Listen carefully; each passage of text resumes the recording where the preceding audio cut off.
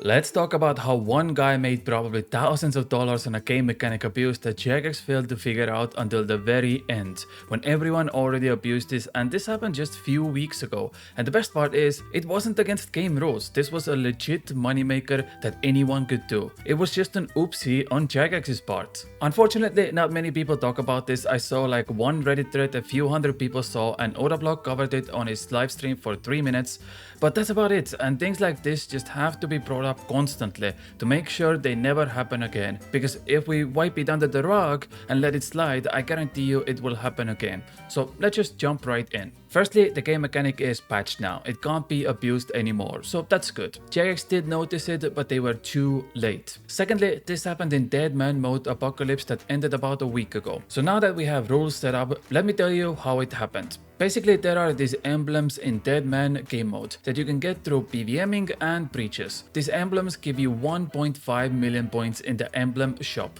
As you can see, they are actually pretty easy to get during breaches. Like at the end, I got so many emblems that I just didn't even bother to pick them up anymore. I was a pretty sweaty player and I had like 100 million emblem points by the end. My point is, they are not hard to obtain and this will all make sense soon. So you can spend the points in various rewards, potions, magic spells, pouches, full void sets, and at the bottom we have halos, and this is where the money came from. Initially these items are meant for peers who have one defense level, but one player figured out that you can sell these halos back to one minigame in old school RuneScape for money. The reason why nobody else thought to do this is because it's so blaringly obvious that something like this shouldn't happen in PvP game mode. So nobody even bothered to try it out. But this guy did. And essentially how it worked is that you gain emblems through breaches, PVM, or you can even buy them from other players, even though that's not very profitable. You go to GE and you trade those emblems in for points. You spend those points to buy as many halos as you can possibly can.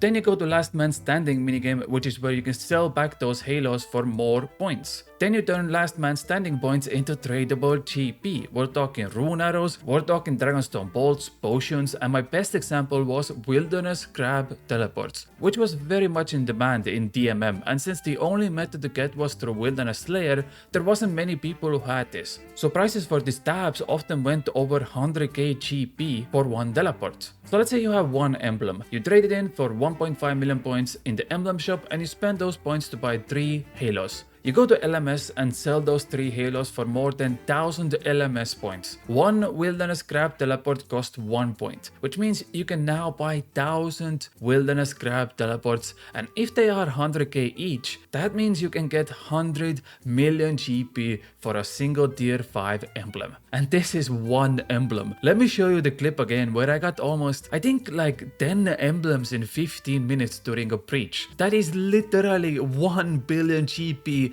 pure money in 15 minutes. When I titled this video as the biggest moneymaker in old school RuneScape history, I meant it because oh boy, it probably is. So technically, if you can make 1 billion GP in 15 minutes, that's in theory, and this is a big theory, 4 billion GP an hour at the maximum, most efficient possible ultra mega way. Now obviously you can't keep selling wilderness crab teleports until you have billions of GP, so you have to divide and conquer. So like I mentioned, rune arrows, dragonstone bolts, rune pouches, potions, spells, whatever people buy the most from GE, that's what you get. But the point still stands. Now, this wasn't even the full scope, it gets even more crazier than this, I promise you. But first, I wanna emphasize this. You know, Jagex is like my 5-year-old niece that brought me a painting of a giraffe that genuinely looked like someone puked on the paper. But I still told my niece that it looks absolutely gorgeous, because you don't want to hurt their feelings. That's me right now, but with Jagex. I feel like they mess up so often these days that at this point,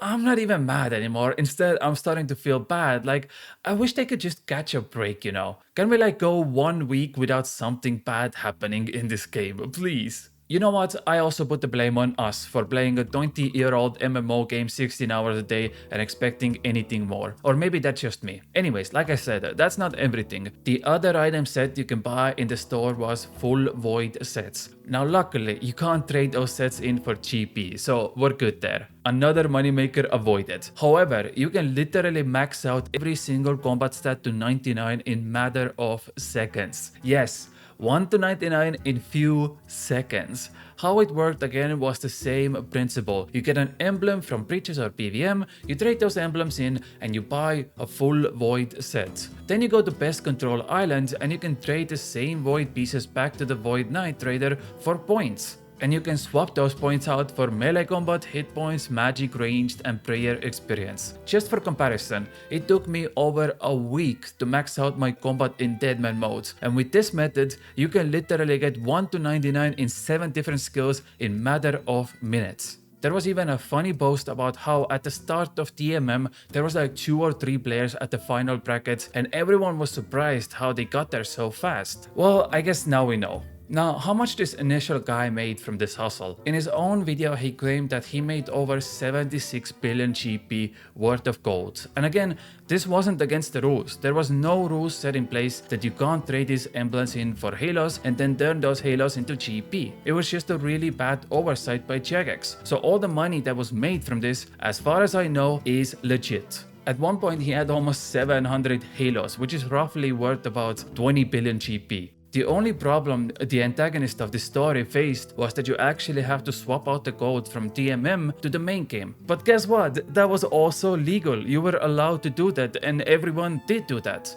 And guess what again? The swap rates when this happened were so good that if you had like, let's say, 10 billion GP in Deadman mode, you could swap that out for 20 billion GP in the main game, which basically doubled your money again. Now, what has this done to the main game economy? Well, in the last 2 or 3 weeks, we have seen the rare third age items jump up in the price. The reason for that is because players, for the most part, know that these items are stable and they won't crash. Plus, they are very expensive items, so it's a good investment if you're holding on to a large sum of money. Essentially, the market of third age items is completely in control of few dozen very rich players. So if you just made 76 billion GP, you probably want to be part of that market. Now, Jagex has said multiple times that market manipulation is against the game rules and players have been banned for it in the past, but that's an entirely different topic on its own. But one possibility is that the player or players who made this moneymaker happen have now invested into that market. The second option and more likely case is that they just traded it in on the black market and bought a house or